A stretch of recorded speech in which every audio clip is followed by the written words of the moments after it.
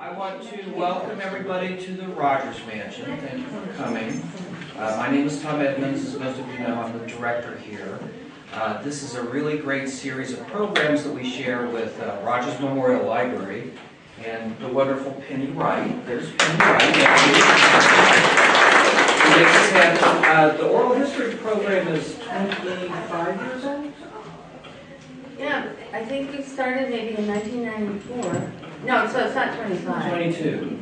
Yeah, it would be 22 this fall. I wanted to say 25 because it's like a almost nice round. 25. So the oral history program was started by Penny in 1994, and so they're all on tape, right? And there's probably hundreds. Yeah, no, not hundreds. But there are, by the way, there are a lot of them, and the transcripts for all of these programs are at the library in the Long Island room. It's a room that you have to kind of ask the reference people to go into because I think it's usually locked. The other thing is, if you go onto the library's website, and a lot of people don't know this, www.myrml.org, and click on events and scroll down to watch events, you can see all the oral history programs we've done. The farther down you go, the further back. So the earliest ones are at the bottom. I mean, that's just maybe more than you want to know, but you know, some of them are really interesting from way, way long ago. I also looked young. We used to do them at the Cooper Hall. We've done so many of these. And some of them are available in DVD form, which, you know. So because of electronic formatting, these will be preserved forever, which I think is great. Yes. And they're in the public realm now, which is really cool. So, Penny, take it away since you started taking it Tom, away. can I interrupt for just a moment? Sure, anybody would like to make an announcement before we start our programs? Yeah. Okay, sure. That our house tour is coming up on June 4th, and we need some docents to participate in our house tour. So please leave your name and number right with Well, actually, you actually visit our gift shop. We have the forms there available. So did everybody hear that? On June 4th, we're having our annual Insider's View of Southampton Homes. We need people to sit in the houses and be docents, which is security, and you supply information. And then the best part is you get to come back here for a champagne reception hosted by St. Ambrose. So anybody, we have applications to be a docent in the gift shop. And our team for the docents is May 7th, Saturday, May 7th at 2 p.m. here. Okay. We have a gathering, get all the data we need.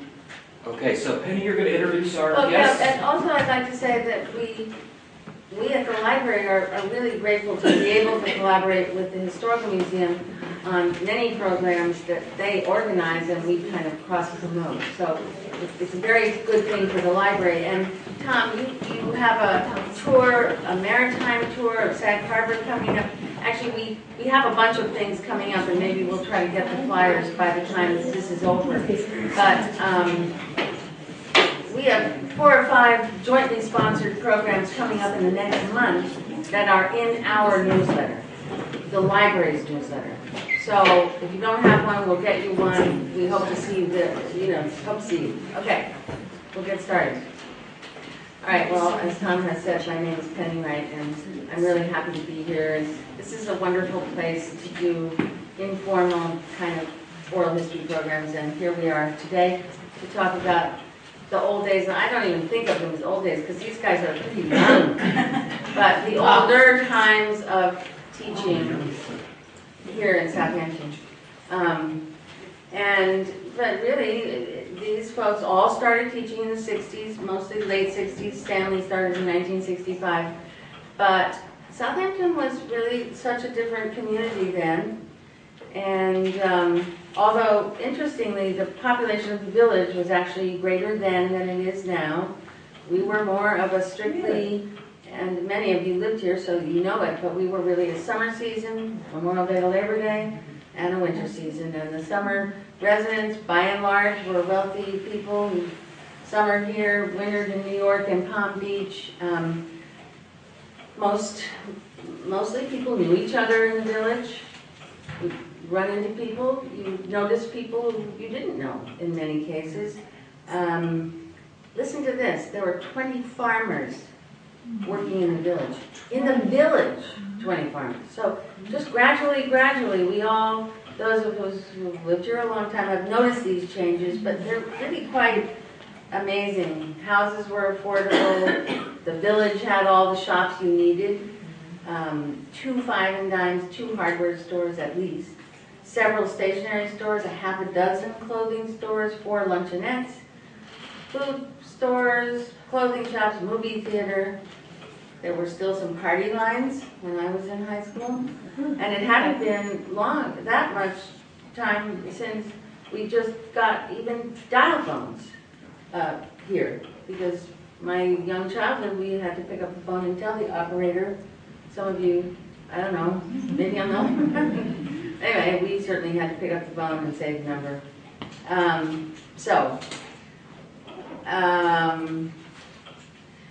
I want to introduce you to our guests. To your far left is some of you who actually had Stanley Yastrzemski as a teacher. Stanley Yastrzemski. Now, Stanley is the only lifelong resident of the East End, having been born and grew up in Watermill. Had a very famous cousin. Was a cousin, right? Yeah. Carl. We all know who Carl was. Is. Stanley graduated from Southampton High School and then went to Harvard, where he majored in mathematics. He was the earliest of the three to begin teaching here in 1965. He retired in 1997, and he taught math throughout his whole teaching career. Since his retirement, he has pursued his love of gardening, vegetables, flowers. He's an avid gardener, and he loves cultural events. He likes to travel to visit friends in other parts of the country, and he's also spent his entire retirement volunteering at the food pantry. I mean, not every day, but a lot. So that's wonderful. Please welcome Stanley Yastrzemski. Okay, next to Stanley is a person who's one of our most frequently spotted patrons at the library, Judy Johnson. I'm there all the time. She's there all the time. Born in New York City, she was the daughter of a naval officer. I didn't know this, even though we've known Judy a long time. And she spent part of her growing up years in Guam, in Berkeley, San Diego, Norfolk, Portsmouth, and Brooklyn. Judy studied for her teaching credentials at St. Lawrence, joined the faculty of Southampton High School as a math teacher in 1968. And she told me that the year she joined, 10 other new teachers, that's a lot, joined the faculty of the Southampton School. So it was really kind of a changing of the guard at this. Judy taught math her entire career and retired in 1993. And as Stanley's post-retirement life has been active, so has Judy's. She has served on the Rogers Memorial Library Board for almost 9 years, and this will be her last year. We're sad about that. She's worked at the food pantry and at Sacred Hearts, and also at St. John's Episcopal Church. She also received training to become a literacy volunteer and worked for 8 years helping Colombian and Lithuanian students, who she's still in touch with, to navigate basic literacy in English. And this is her 14th year of volunteering at the daycare center, David White Lane. And she, and who was it, Judy? Sue McElroy organized a program of going into Read. That's so nice. And so she's still doing that. One of my readers is sitting right here. Oh, really? Who is it? And Rachel. Oh, thanks. Congratulations. This is another thing I didn't know. Anyway, Judy, it's great to have you here. Please welcome Judy. Penny, I forgot to mention that she has knitting with her all the time, no matter what Oh, she's yes. She did. I'm so sorry. Where's your ball of yarn? Home. Maybe during lunch. We have lunch, by the way. It's very nice at the Historical Museum. We have soup. The last guest, the lady in blue, which she tells me is her color, because she's a winter girl. Winter? Blue. Anyway, Esther was born in Manhattan, attended PS 115 and George Mason? No, In George George Washington High School. Not George, Sorry. whatever. She worked as a bookkeeper briefly before attending Teachers College in Oneonta and before starting her teaching career in Plainview. After 4 years, she taught in Japan for a year, where she met her future husband, Joe, while he was stationed there in the Air Force. Esther began her Southampton elementary school career in 1964. 64? 64. Oh, you were the first one. Okay, sorry. Where she remained for 25 years. After her retirement, missing the activity of the classroom and being missed by the powers that be, she was convinced to return to teach, to start a pre-K program with others, right? And I think Hortense Gordon. Hortense Gordon, who works at the library, and she retired from that second career in 1991. And two former students were our aides. I had them both in kindergarten. One was the parish girl, Nicole, and the other was Janet Tobin. And we had a ball. Sounds like fun. We'll hear more about it.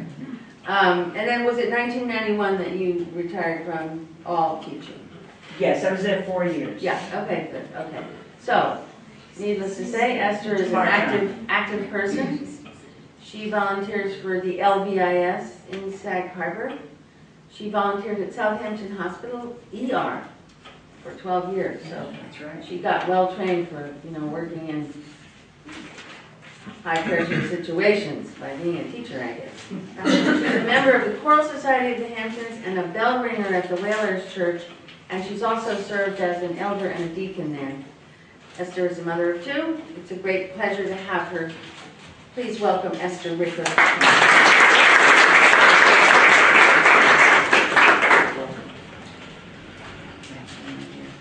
Okay, so let's start off just by talking a little tiny bit about Southampton Village when you arrived. Now, Stanley, you grew up here, so you didn't arrive, you were always here, except for college years. But some of your impressions of the community when you came to town to begin teaching? What did you notice about the village? Let's start with Judy here. It was kind of quiet. And I had been teaching in Rockville Center, which was 20 minutes from Penn Station on the Long Island Railroad. So it was a commonplace thing to get out of school at like 3:30 and go to the city if you felt like it. And when I came out here, they didn't even have movies like during the week. Oh, they didn't? So I went into the Tinker Bank, which I used to call the Stinker Bank. And Where was that? It was where HSB, Marine Midlands. Yeah, Marie, on HSBC. It was on Main Street. Right next to CVS. Yeah, Marine Midlands. Only it's now HB. Oh, okay. Hong Kong, Shanghai Banking Corporation. Okay. And I said to this young woman who was a teller, she looked like she was about my age, I said, what do you do here on the weekends? She said, oh, we go to Billy Blake. And I said, what's Billy Blake? She said, oh, it's a store in Riverhead. So the next weekend, I dragged my mother over to Riverhead, and like everybody from Southampton was there. It was a big discount store, like I guess you'd call Walmart today. Yeah, I never heard of that, actually. Because we seem to never leave Southampton, I mean, at least in my experience, And the next Hadn't done Billy that. Blake from here would have been on Sunrise Highway in Patchogue. Patchogue. So did you go to Billy Blake also? Oh, yes. I never even heard of Billy Blake. There was actually a coat that was hanging on a rack in August of 1 year, summer. And it was, it had fill, Yeah, much like down. down, but it had down. And it was beautiful aqua, a little richer than the pretty sweater the lady's wearing there.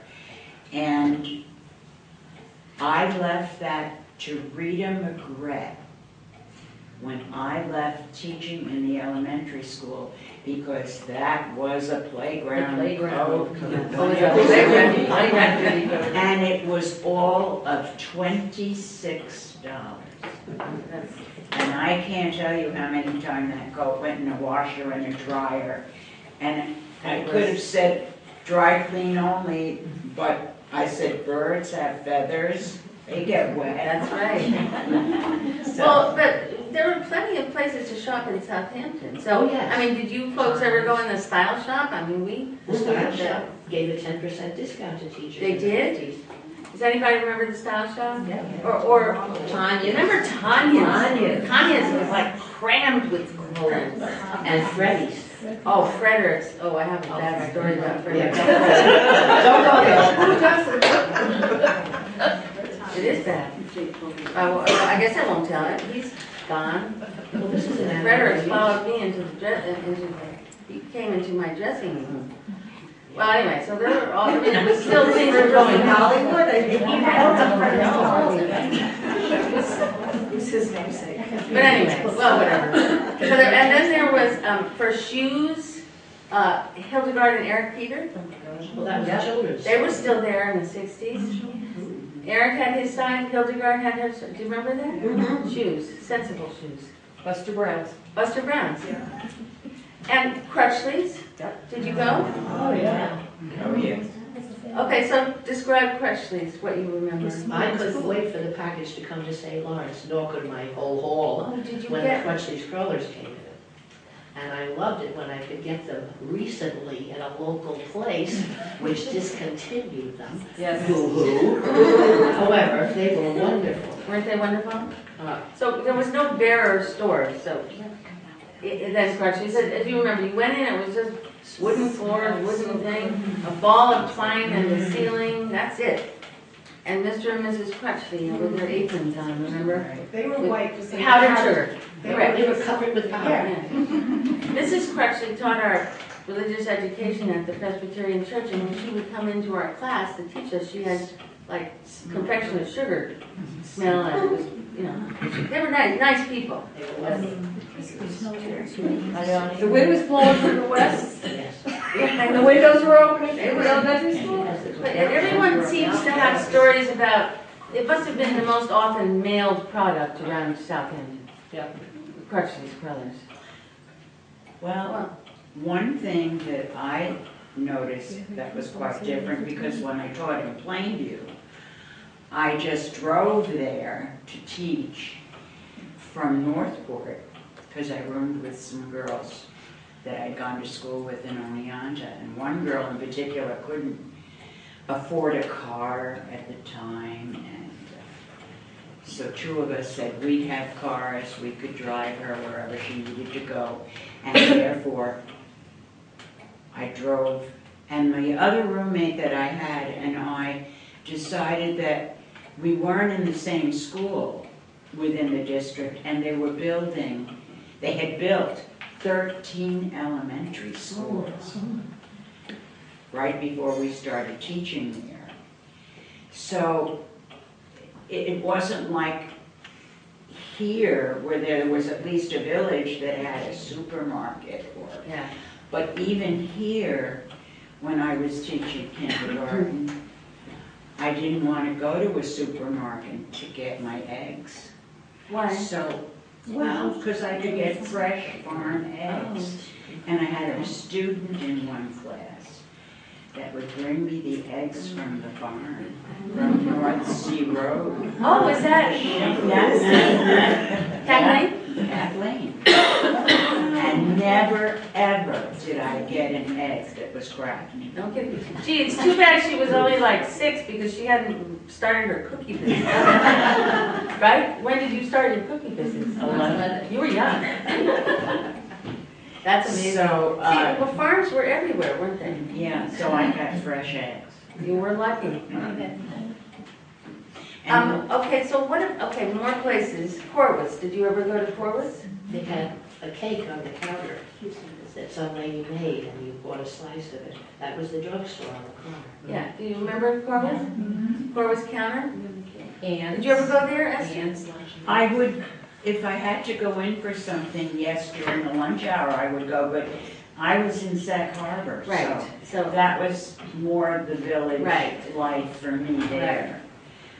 But absolutely, Corliss was a lot a different wonderful than place, today. and one thing I remember about them is that, the employees at these places like Schulman's and Style Shop, they stuck around, they were there for years. I'm still here. There we go, see? People worked for many years at wherever they worked, and During the war. that was a different era in a way, wasn't it? Remember Schulman's? And Gould. What was her name who worked there at Schulman's? Dot, or not Dot? Cookie? No. Cookie? No, What is that work for you at Schulman's? Schulman's, Alfreda? no. She had black hair. Oh, Yeah, Cicero? Sis, yeah, sis, yes, sis. She came in. Mr. Polsky worked there too. Did he work there too? David Baird? I think that Mr. Schulman became an undertaker. Didn't he? The After he young- left? Yeah, Lenny. I think he went to Florida and became an undertaker. I don't know, that's what I heard, but I don't know if that's correct. But 2 5 and dime stores, you either shopped at Gould's or you shopped at Schulman's. Well, when I worked at Schulman's, if you were early, he spoke to you. He had his desk, and behind it, we used to keep our pocketbooks and all. And if you were late, he just would go like this. Lenny did? No, this is Schulman, the father. The He would father, never say a word, he just put his hand up and look at the clock. to let you know. If you were early, he spoke to you. Isn't that funny? And then Landon's, Yeah. that stationery store, remember Landon's? Well, Mrs. Silver's. Mrs. Cassidy worked in Landis. She Right, did. she did before she taught. She did? Yeah. And she commuted to Queens College to get her MLS, Master of Library Science. And there was another teacher here named Donald Collins, whose parents remember lived him. near the, you probably had him. He was great. They lived near the Queens College campus where she was going, and she used to spend the night in there, and then she became a librarian in high school. So she was a librarian when I came. Do you remember? In school when you were there? She was a nice lady. Yeah. What about Mrs. Perkins, guys? And Mr. Perkins. Well, what about Ruby the wife? Always sharpening a pencil. She was always sharpening a pencil. She had a wonderful vase of pussy willows Oh, she in the did. library. She always had nail polish on, right? Didn't she wear nail polish? She had a mink coat too. Or she She did? was very coveted. Really. She would come to the teacher association meetings and drape her coat. Oh, she did? So they'd touch the floor and I was ready to cry. And Mr. Perkins, we taught business? He taught business. I think he taught typing. I think I took typing. Expert rhythm drill. Remember that? Yesterday. Yeah, that's not. You know where they first lived? Where? On the corner of Wine the hospital, right across from the hospital, Yeah. on Old Town Road. On Oh, that The Old first Town? corner house, yeah. Okay. They Old did. Town Oh, that's Road right, I in there. remember that. Right? Old Town That's where they first lived, and then they moved in a couple of other places. I do remember At that. one time, they were living in Montauk. They were So actually now living- Miss Kennebrook lived on Toilsome Lane, remember? Does anybody remember her? My mother played cards with her. She did? She always had this perfume on, it was so nice. I loved the way, I loved the way she smelled good, you know? She had nice perfume. Although, Miss Kennebrook had these books that we all made, and we used wallpaper for the covers. I don't know if anybody had her. And we had to draw a picture like of all of our friends and her. And the picture of her, she said it didn't look like her. She made me draw it again. It's still one of my humiliating moments in my memory. But she was very nice, but she did make me draw my picture over her. But there were some really nice teachers in the grade school, right? Who was there? Mrs. Foster? Well, Mrs. Foster is the one, after being in second grade for 3 years, she announced she was going to leave kindergarten. And Mr. Burns had come about 2 years before that. And I walked into his office and I said, Mr. Burns, I really want that kindergarten when Mrs. Foster leaves. He said, well, you know, the law says I have to interview a lot of people, not just assign somebody from the staff here. I said, yes, I know that. So I believe that every night Mr. Burns heard me in his sleep. I want that kindergarten. And I got it. Oh, you did get it. So kids in your school, Esther, did they take buses, did they walk? How is A that? lot took buses and a lot walked. It was sort of an even thing. Walk home for lunch. They didn't pick you up automatically in those days. No. I think they do now, a little bit more. Every No. child is a bus child, I understand. Every child? Every child now. Yeah, Every child. And they live on like Elm Street? Yeah. You're a bus Every child drive. And somebody has to be waiting at the end of the driveway for them if they're elementary. Really? Yeah. So Esther, you probably had kids just walking to school, you know? I did. I had quite a few.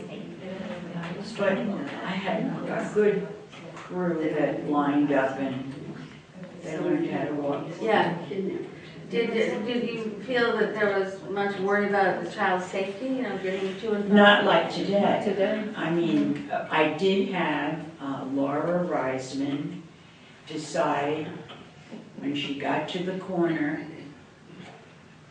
where her bus was going to pick her up on Pine Street, she decided she should cross the street. Then she could go down the block and start walking home to North Sea. Oh. Unbeknownst to me. And when I found out, and her parent, I think it was her dad, came back to school and he said, Laura walked home today. Oh, God. I said, she what? And evidently, what we didn't do was watch them physically get on the bus. We never dreamed, Well, of course, these things just hadn't happened, you know? we But never like- dreamed that a thing like that would Right. happen. Judy, Well, that's you what were I saying- think this changes, the safety. You know, I never thought Right. that my life might have to be put between the door and my students. But today, safety is such a big issue in the Right. schools. And when I go into high school for the scholarship in the library, I practically have to be fingerprinted and give blood. Right. But they take my picture and they give me a sticker and they watch me, and it's a whole different ballgame. Right. I was looking in a store recently and they had what they call a lanyard. Yeah. That's the article of clothing now for teachers. Everyone has to wear a photo ID. When did it What a happen? change. When did it happen that they started After locking? 9/11. Oh, they didn't, they really started locking schools after 9/11? Yeah, absolutely. I don't know. Yeah. But it was after you folks retired. Oh, certainly. Well, I would walk down the hall and I would see a person I didn't know, because it's a high school. If you didn't know everyone's name, you knew that they were supposed to be there. And I would say, pardon me, can I help you, you know? Today, nobody's allowed in. Yeah, In those Right. days, anybody could walk. right. Now, one area that, okay, let's, just getting back to the grade school for just a minute. We were talking about, okay, so when you were started teaching, the Cold War was still happening, essentially. Right. And so, in terms of drills and so forth, there was, We had air raid drills. you did. And And what was that like? I specifically remember kindergarten because I thought to myself, the structure in this building is magnificent. The walls are really thick. I mean, if anything, we're going to be protected in this hallway. And we were quite a distance from the door if we moved up from the actual hallway doors to our kindergartens. And we So they just- would have a siren they'd go have off to- and then? They'd have to bend down and face the wall and cover their heads on Okay. any given direction. Did they have those in the high school in the mid-60s? We used to go in the stairwell. Yeah. So you must have had these drills. Well, fire drills were normally went No, outside. that's what I'm But at. the But area area drills, drills. they had the double staircases, so we go in that in stairway. You know, I do remember a drill, but the other thing is that sort of like bomb shelters were, some people have bomb shelters, right? You are looking at a certified civil defense shelter manager. You are? Of course, at the Mineola courthouse. Really? 30 of us teachers had to go and spend the night in the basement of the Mineola courthouse, where they had I guess you'd call them bunk beds, but it was 3 tiers of wire beds. And we were only allowed to eat the crackers and the water that they had in these shelters. And we also had little Rankin things that we went up and down the walls with to measure the radioactivity. And then we spent most of the night playing games, parlor Right. games. But it was quite a singular experience. I came home exhausted. I bet, and hungry. And I got 2 credits for that and a bunch of other lessons. But, I mean, the kids must have been a little bit baffled, because we were so young, and, or they just, did you explain what was happening, or? Well, this was all adults, this course. Okay, but your drills We were had kids. to talk at their level and let them know that there might be an attack of some kind. And, I don't know, Yeah. Esther, did any kids come to school and talk about like communism? Because that was such a big deal back then, something oh about being no, communist. not in kindergarten. No, but I mean, people bring things in from home sometimes, Well, right? Vietnam was reaching its peak when I came That's out right. here. Right. And that was a big issue, a very big issue. Because we had, kids, Right. well, the Burnett boy had died when I came out here. That was a big shock to this community. I Yeah. did have a child who was on the last plane out of Saigon? Saigon. Her father was able to get the mother and the 2 children Wow. on the plane. Really? And he was from Southampton. Wow. I can't remember their name, does anybody remember? I remember the article about them. Mhm. Yeah, And I don't had remember the that. daughter that was kindergarten age level. Well, of course, when, When we got into the so 70s, we got once the we, Vietnamese students. I mean, really, when you all started teaching, it was a pretty kind of tumultuous era Mm-hmm. in the nation, if not in this community. But certainly these kids, and I want you to talk about this a little bit, things were starting to really change in high school. The kids, their hairstyles, drug use. Why don't you talk about that, Stanley, a little bit? Most of them were rebelling Right. about a lot of things. But they,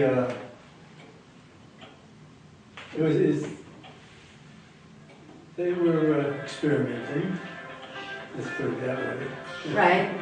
And it was, many times it was difficult to have a kid nodding off in class. Sorry. Okay, go ahead, I'm sorry. No, having kids in the class would literally nod off, and you knew they were on something. And then, of course, you had the kids that actually went to Vietnam. I had taught them previously. Right. So that did was- people kind of know who the kids were who were experimenting with drugs, or, who were taking drugs, or? It was Was quite that obvious. sort of known among the, who were It was the quite targets? obvious. Were the what? It was quite obvious. It was. Oh, yeah. The other thing is, Well, you also heard rumors from the kids themselves. Some of them would talk. okay, wait a minute. Okay, keeping on the drug bit here, did some kids have really suffer grave consequences from overdoses, or did things like that happen, or LSD trips that were, or was it mainly marijuana and sort of getting high off of marijuana? I don't think there was overdoses. I mean, obviously people weren't shooting up heroin. No, well, I don't know. No, that didn't No, happen. they were, That was like, it was mostly pot, and it was mostly probably Pot, LSD, speed, and then anything and else was there. But, did some kids seem to be permanently affected by drug use? yes, They did, yeah. which is so sad. It's Yeah. horrible, it's horrible. It is horrible. It wasn't an easy time to be a kid, I think. I mean, I'm saying that, I was, you know, I graduated in 1966, so in high school, I didn't know of any drug use, but maybe there was some, but it certainly started happening in a few years. It certainly happened when I was in college, and it was a hard time to be a kid because you know, this is an age where you want to belong and you want to do what the kids are doing, you want to have the same hairstyles, and I think the lines were pretty sharply drawn in those. You know, you were either had long hair or you were not accepted in certain circles. I think things are maybe more, I think people can be more different ways now, perhaps. I don't know, I'd like to hear you talk about that. Well, there's more diversity. When I came to Southampton, I had to go up to Snow White to speak to this nice lady named Irene who helped me pronounce some of the Polish names. Because I was saying, you know, like Stachecki, and it wasn't Stachecki. Forgive my voice, I have a cold, but it was Stahecki. And Mike Kosciuszko, it took me a while to catch that one, but a lot of the students, my impression, having come from a more suburban setup, was that a lot of the students were the first generation Americans of a lot of the Polish people who had been imported here after World War II. Because a man named Wisław Stahecki had sponsored 500 different people over a period of years, and their children, Okonowitz and Kumitz and all of them, were now in high school. Right. And we had no Oriental students at all, which surprised me because I was used to that near the city. But as time went by in the later 70s, we got our first Vietnamese student who was sponsored by Mrs. Fairfield Porter. And his name was Hue Hoang. And he was a little tiny sprite of a fellow, very bright.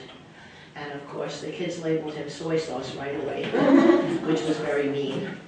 And we put an end to that. But he was followed by Bao Tien, I think his name was Bao Tien Kien, and his brother. And then there were the two little Vietnamese girls that Stanley Rayner took in. That was Diem Duong, and they were integrated into the community. I'm sure Debbie remembers some of these people too. And it was cute because Lucy Ham, the counselor, would assign the two little girls to me because I was the only woman math teacher at the time. And she wanted them to be with a motherly type, I guess. And the two little girls would be sitting next to each other with their desks pulled together, and they would whisper to each other in Vietnamese. And I let them do it because they were so frightened. And this boy in the class was a real character, and he said to me, "Miss Jade, can I ask you a question?" And I said, "Sure, Jeffrey, but I'm not sure I know the answer."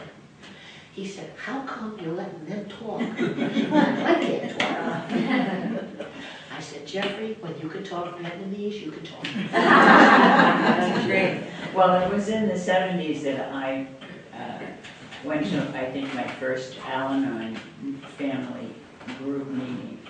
And I became ensconced in the program. It was just a wonderful, wonderful program to be part of. Whether someone was suffering from alcoholism or someone knew somebody who was having problems and you got involved and they were your friend, right, and you went, or was a relative. And from that, I got to find out that there was a group for high schoolers. You mean Al-Anon? Al-Anon. Oh, okay. So I was able to get a lot of data and connect with the umbrella of AA, Al-Anon, to get involved with Al-Anon. And I said, well, I'll start a group in Southampton. And we had a number of kids that came. And so was that alcohol or drugs as well? Just alcohol? Well, that was pre any pot or any of that, and there was a lot of insensitivity going on, and a lot of kids suffering with friends as well as relatives. So, you know, along with what they were dealing, I knew what was going on in terms of teenagers and your Right. students. But it was. Well, alcohol has always been. Alcohol's always been a problem, but don't you think it was maybe people drove and drank regularly when I was in high school? There just wasn't a, I don't know if they do that. I think the designated driver idea is common, don't you think? I think it is. Maybe am I wrong? Well, it's more common, but. More common. So you had no seatbelts, and basically, you know, if you had friends, you could very often see them driving, and they were drinking. I don't think there was the same stigma on doing that. Do you think that's, am I Well, we completely have off? benches right down here in the park for kids that got killed on North Sea Road. I know, that was just always a, driving around those roads. There were always a couple of kids every year when I was in school. Is that still the case? I really couldn't speak to the moment. It is. I'm positive it's going to be as much, if not more than before, because it's so accessible. Well, young people think they're invincible, and nothing's going to damage them. Right. And I remember going out to the dump. I take my recyclables out there, and there's a fellow that used to work at the dump, and he was on drugs when he was in high school. And I have to tell you that ad on television where they say your brain is fried and they show you an egg. Well, I'm looking at it when I see him. He's not there anymore. But it's a heartbreaker. It's too bad that, I mean, it was a hard age to turn, I mean, it was a hard era to turn 15, 16, 17, 18 to 20, when your judgment is just not in place, as it will be later, and when the country is just in a state of turmoil over a lot of things. Young are rebelling against, you know, throwing off the status quo, thinking of their parents as being establishment. It just isn't that way today, is it? Tell them about the motorcycles coming on the steps. The motorcycles. You're the police. Where? And You have better memory than I do. My brain is fried. I was in my classroom, and somebody came to the door and said, lock your door. Now, this is 71. The college students are going to march on the town, and they're going to come to the high school. You were there. And Nancy Lavinio was sitting here, and Susan Frankenstein was sitting here by the door. I can still picture. And one of them wanted to go to the bathroom, so then they went out. And when they came back, the door was locked, which, you know, it was never locked. So Susan looks at me like, what's up? So the two of them come back in, and what had happened was the college students did not actually go past the village. They started to have this big parade. And we had motorcycle police on the steps of the high school to keep our kids from leaving us. In other words, we were locking them in. That's a lock, you know. And then, of course, they never made it to the high school. But that was a very scary afternoon. Yeah, but it's still different now. They lock down schools. Now they're locked down all the time. Yes, for various reasons. Right. Well, I'm told that when Martin Luther King was assassinated, that was a really big deal at the school. It wasn't that they were there. Yeah, You were there? And what happened then? they took over the library. Marvin of all people, Dozier. I mean, I understood that this But happened. there wasn't any, He just wanted. didn't do It any just damage. went- or- right, but there was a or real was it awareness trouble? There was of- there was no violence there. Right. But they, perhaps they had a reason. Well, Martin They were Luther King had upset just because been he was shot. shot. Yeah, that's what I'm saying. And They, he just wanted recognition. Right. Kennedy was recognized, he wanted King to be recognized. Right. Scared the hell out of Mrs. Cassidy. Speaking of Marvin, if you look in the sea spray for 1970, he's in there, and that's his commencement thing.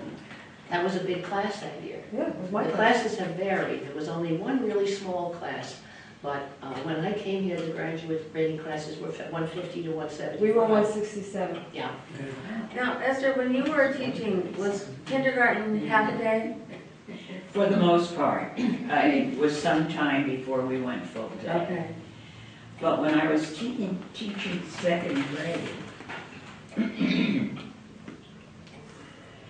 we had upwards of maybe 30 children in a class sometimes.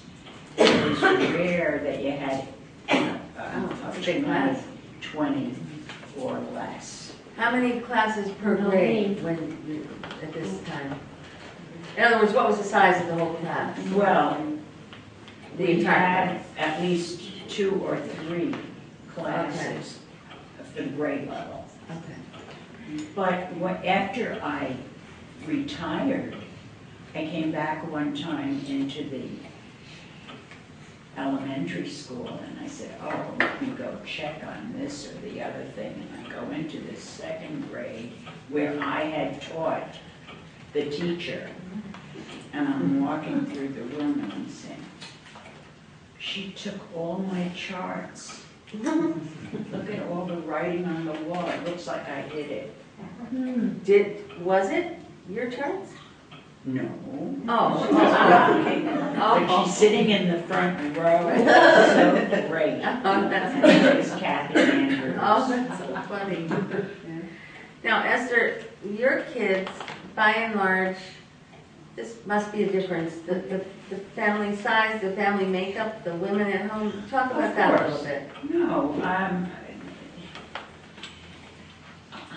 I would think at that period of time there were still in this community sit down to dinner with a family, a mother, a father, and children. Yeah. There were a number of single parent homes that was, starting, and it grew to what it is today. But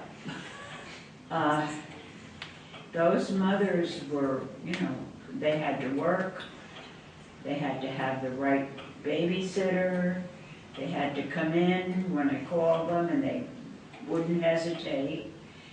And what we had when I finally got into Louise White's kindergarten room, which was one of the long ones, I said, well, no way would I put a quiet chair in the cloakroom. I remember being in the cloakroom at PS 132 and my mother coming to school and saying, and by the way, this was a different one at PS 132 in Manhattan. Miss Monahan was her name. Oh. And today I sing in the tenor section of the choral society, and behind me, 1 or 2 rows, sits a man whose aunt was my Miss Monahan's 3rd grade teacher. And my mother said, Miss Monahan, she talks when she gets home, just like she must be talking here. You see that corner over there? If she walks around that potted palm, she can get back in there. Let her face the man on the wall. Get rid of her that way. Or, maybe in between the fireplace and the clock, if you could stand. But you know what? There's room under your desk here. Put her under there. I thought I was going to die. I had been called up from the playground to say I was needed in my classroom. And my mom said, I can't have her in the cloakroom because she's bronchial and the wool coats are not what she has to be breathing.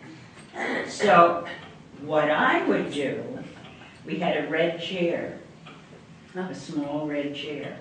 And sometimes we put it in the middle of a play area or a center, and if they couldn't be quiet, they had to sit in it and watch everybody playing, and they were quiet, and then they learned something. Didn't they? Do you think that based on what people have learned about kids or psychology or et cetera, that things are substantially different in classrooms now? In, young classrooms, high school classrooms? Do you think kids are essentially treated in new and different ways based on various, well, certainly they're not picked. Correct. I think you have to remember that you have to establish a rapport. That you also have to establish trust. And that's a very hard commodity to have. Because if a young person has some dilemma or problem or issue, it's important for them to feel that they can trust somebody to tell them or to help them. And kids are very selective and very good judges of that. And I remember a story I heard about a girl who was pregnant in school. And she trusted a teacher. And the teacher helped her. And it was a very, very awkward situation. But kids will tell you stuff, and you have to try to sort through it. And I still remember a boy who sidled up to me. We had to stand in our doorways and greet the students, you know. And he said, I don't have my homework. And I said, oh, okay, is there a reason? And he said, the police came to my house last night. And I knew right away that the father had been beating up the mother again. And I couldn't say anything about that. So I just said, don't worry about it. And I didn't call on him. But there is a very special relationship, I think, that as a teacher you can develop. I know Esther has done it with millions because she got them when they were really young and cute. We got it when they were older and, you know, foxier and trickier. But if you want to be a teacher, you have to be sensitive to those things, and you have to also have discretion. And sometimes that's hard to do. Well, you know, it is. I'm sure your kids were very lucky to have you all because you say that. No, I'm not saying that. I am of the opinion that there's not a harder job, except for being a parent, which is really hard, I think, than being a teacher. And as someone said to me rightly, there's no job that's more difficult than being a teacher. There's no job that brings more satisfaction to the person doing it, if they care about it, than being a teacher. And there's no job that can change a life like a teacher can. And I think that's really true. When any of us think about our lives and the people who've made a difference, very often there's a teacher in there. And I think teachers are many times unsung heroes, and there are teachers here, and I admire the work. The place is packed with them. Yeah, right. I think you are all to be, you know, commended. And I'd like to open this up a little bit to questions, or let's just point out what we brought in here today. Maybe I just heard the bells ring. That's why I'm thinking, wow, this time is really going by. That little orange paper. Yes. Okay. You know, sometimes there's no blackboard here, but every time I go into Hildreth, not every time, but most of the times I go in there, I see Judy, and then I see Robert Rodriguez. And Robert Rodriguez has worked at Hildreth forever, and he says to me, am I in the doghouse? And you know, sometimes with a simple thing you can diffuse a situation. And as a teacher, you have to be able to do that. So I used to quick with chalk draw a doghouse on the board. And then it would look roughly like this, very, very, you know, crude. And then I'd make the opening and I'd put in it like Ricky so-and-so. And everybody would look and Ricky would look, and then that was the end of it. And if you were really on my nerves, you went in the basement of the doghouse. So I get a kick out of the fact that Robert does that. I love it. I never saw the doghouse. Stanley, what were you going to say? Well, you were too young.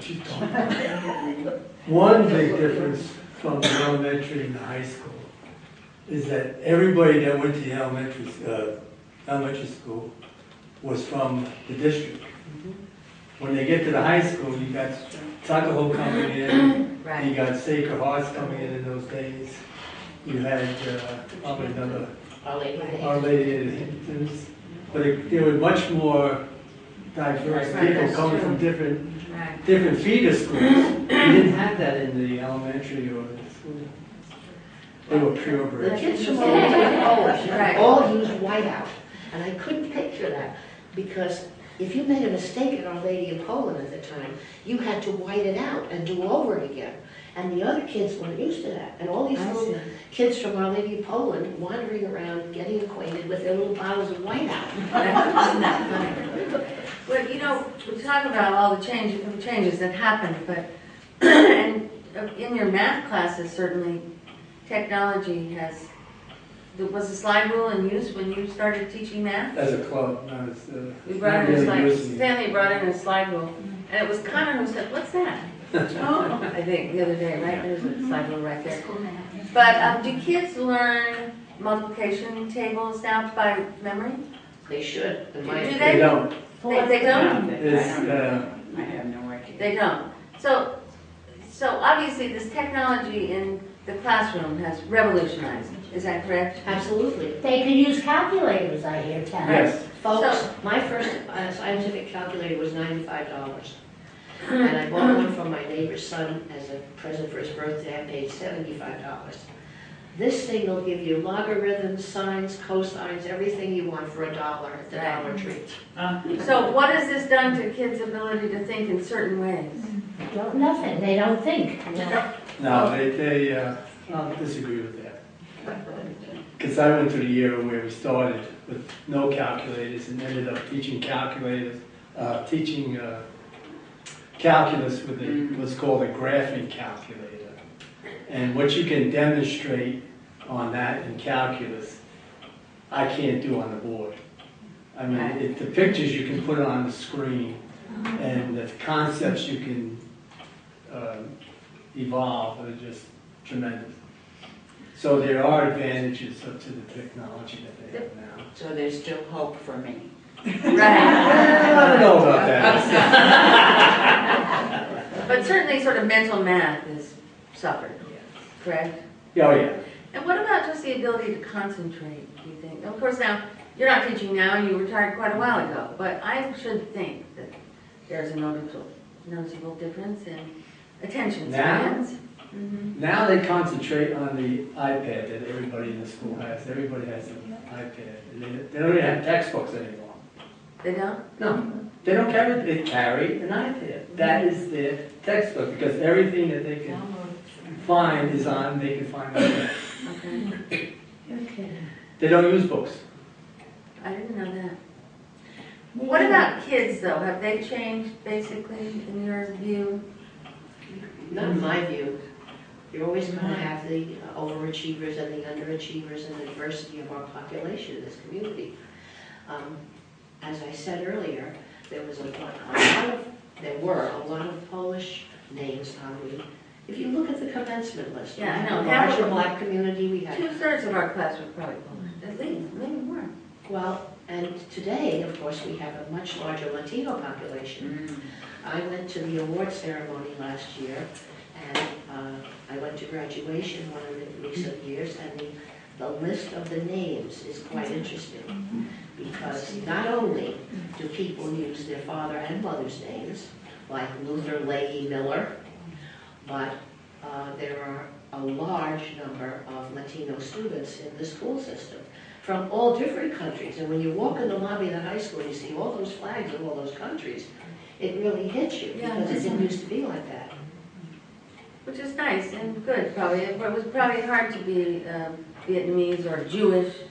Hardly any Jewish families when I was growing up, and it must have been really hard. But each group takes a generation or so to be assimilated. Right. And right now, I think that Southampton has changed radically because its population is even more diverse than when I came. Yeah, probably much more. All right, so has teaching been a satisfying life for you folks? Oh, yes. What do you expect? And I hear... We didn't stick with it for 30 years for nothing. Really. It sort of keeps you young, doesn't it? Because you guys are youthful in a way that some people aren't when they've been retired for quite a while. Well, Once a teacher, always a teacher. That's right. I didn't have yearbooks or photos like this, but I had something that has been on the wall where I work at the computer at home and have multi-problems and use a a boy that was on the, what is it, the robot team at Pearson. Oh, yeah. Whose uncle was a boy in my kindergarten that I will never, ever forget. I only had one like him. And he was literally attached to my hip. And I would go over to the block center or go housekeeping center or whichever center looked like there weren't too many people involved, and I would say, come on, David. And I'd get him involved, and when he was busy doing with the other children, I'd sort of disappear over to another area, and the next thing I'd know, there he was. He knew I had left him, and he came and he'd attach himself. Well, when it came time to go to first grade, there was no question in my mind that he couldn't handle first grade. He was going to first grade. David would come down the hall with his first grade class, didn't know me, didn't want to know me. Second grade, third grade, hi David, he looked straight ahead. And then fourth grade, upstairs on the top floor. I said to what aide I had at the time, I have to go up and get something. And I rode and go up the stairs, and I'm walking across the top floor, and here comes David Corwin. Oh my gosh. Oh, you're kidding. Hi, David. Oh, Mrs. Ricker, how are you? I'm ready to faint. I said, well, David, it's wonderful talking with you. I hope we'll meet again. Oh, yes, we will. About 8 years later, I'm cashier for the restaurant that was B. Smith's on the wharf. For Sunday cocktail hour, I'm the cashier. And here comes David Corwin. What's happening, David? Well, I'm working because I have to get the money to go back to college in the fall. And I'm saying, okay, fine. And he's gotten through this wonderful school in Florida. He's going to be an airplane mechanic. And now I meet him right along where the school is down here, Pine Street, Hampton Road. One day, he's coming one way, I'm coming the other, and we meet. I said, what's going on? He said, you know what? I don't want to be an airplane mechanic. But if I go back to the school, they'll make me a pilot. And I said, and how much is that going to cost? Oh, about $25,000. I said, no, you're not going to do that. And he looked at me. I said, you're going to call Mr. Ricker, and he's going to tell you how you can go to the aviation program at Pensacola for the U.S. Navy before you pay anybody $25,000 to learn to be a pilot. He said, Mrs. Ricker, that's wonderful. He followed through and he became a pilot, and I love him today, and I love his kids. And So there you go, like a great example of. yeah. But before any of us would leave, there'd be this big party. And mine was at the old Barron's Cove Inn restaurant. And my mother said, this is like going to a wedding. And at some point in the program where they stop everything to honor the retirees, blah, blah, blah, blah, blah. Here, I'll get it. I don't, let's see, let me get it. Let me read it.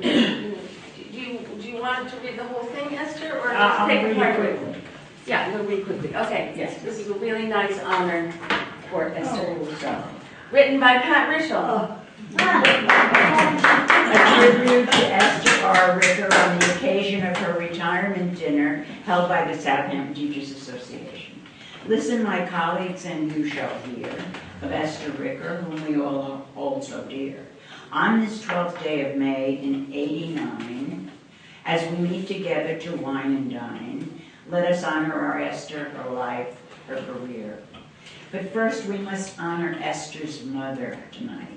Mrs. Rodriguez, you did everything right, because your Esther has lives in those ways that you taught her. She's proud and she's lucky because she's your daughter. And next, let us honor Esther's dear husband, Joe, Mr. WLNG, as you and I know. And Joe Jr. and Dina and her husband, Dave, and granddaughter, Shelby, Esther's #1 grade. Esther wanted to teach, so she chose Oneana. She's remembered by many for her flair there in drama. This Alpha Sig sister, I'm sure with great glee, in the year '56, got her teaching degree. Over 32 years her teaching career has spanned in Plainview, Southampton, overseas in Japan. Just think of the children whose lives she did touch. Just think of those children who love her so much. Her talents are many, but where do I start? There's drama and music and all forms of art. In Spanish, she's fluent. She sews and she cooks. She's a color expert who will help with your looks. She's a church elder too, and sings in the choir, and an Amway dealer. Just ask for a flyer. There's more, so please know, you can all rest assured that Esther R. Ricker will never be bored. She's a master teacher without any doubt who knows every student inside and out. She finds just the right words for each mom and dad when she talks of their child, be it good or be it bad. I've seen Esther give hugs to a child with ringworm. She isn't repulsed by head lice or a germ. She knows when a little one's giving her trouble. The best thing to do is to love them, but double. She brings ideas and projects right out of the blue, wonderful things for the children to do. She's held little ones spellbound for over an hour just talking about salmon and their great swimming power. She'll trace a child's silhouette, a gift for a mother, and say, why, he looks like his cousin's big brother. I had him. Let's see, back in '73. I sent him a card when he got his degree. Yes, Esther has taught for 2 generations using talent and love and her wit and her patience, but now she's going on to many things new, and she'll do them up royally as only Esther can do. There's more about Esther I wanted to write, but it's time to move on this most special night. Dear Esther, we love you and wish all the best in your coming retirement. Much happiness. I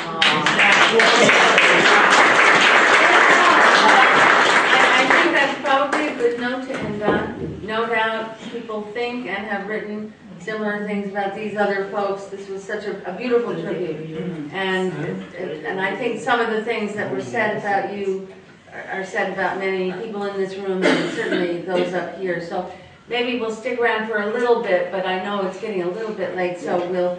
May I just say one thing? Yes, you certainly may. We also had parties when we left. We didn't get a poem, because the elementary school was really good at that. But I have to confess that they gave me a set of matched luggage, but I didn't leave. Yes, I just wanted to say something so coincidental. When I pulled into the parking lot to come here, on the radio was playing To Sir With Love. Oh, no! It was all about loving a teacher. Yes, it is. And I said, how did that happen? Well, it's true, isn't it? Well, we're lucky that there are people who are willing to work as hard as teachers do. And stay in the community. And stay in the community, and I know a bunch of teachers here, so thank you all. I think we all... Thank you very much. Thank you. It's been a pleasure.